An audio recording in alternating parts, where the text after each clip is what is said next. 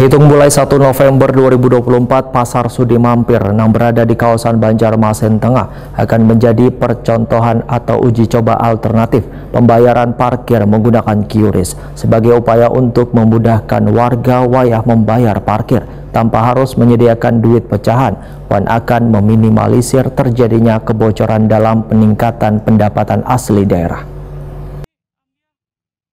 Terhitung mulai 1 November 2024, Pasar Sudi Mampir yang berada di kawasan Banjarmasin Tengah akan menjadi percontohan atau uji coba alternatif pembayaran parkir menggunakan QRIS.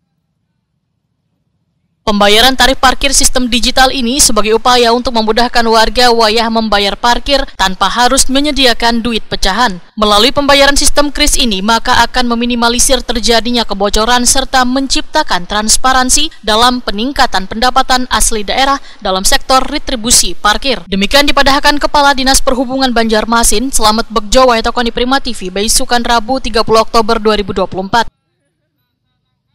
Menurut Slamet Begjo, dipilihnya Pasar Sudi Mampir sebagai uji coba pertama penerapan pembayaran parkir sistem QRIS ini lantaran sebelumnya telah dilakukan sosialisasi kepada pelaku usaha parkir di kawasan pasar tradisional tersebut.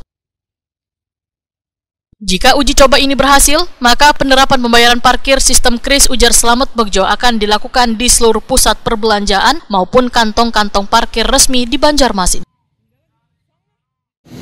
Kita, pemerintah kota, memanggil para pengelola dan juru parkir yang ada di Banjarmasin, yang kita undang sebenarnya cukup banyak, 75-an bahkan. Kemudian yang hadir ternyata tidak banyak tuh. Ya, sebenarnya kami undang dalam rangka koordinasi, diskusi, sekaligus pembelajaran terkait dengan pemakaian QRIS. QRIS ini kan salah satu bentuk alternatif layanan di luar tunai, masih boleh tunai sekarang. Dengan QRIS ini nanti dalam rangka mengakomodir masyarakat yang sudah punya HP Android. Kemudian dengan QRIS itu kan nanti tarif 3.000 bayar 3.000.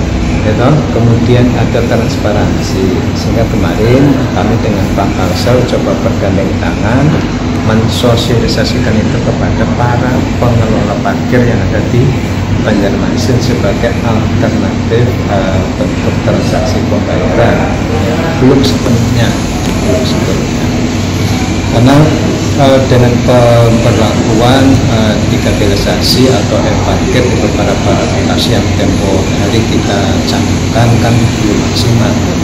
Tadi Pak Kalsel dengan QRIS-nya bisa mengakomodir, sehingga kami coba menggandeng Pak Kalsel memfasilitasi masyarakat yang mau membayar menggunakan QRIS.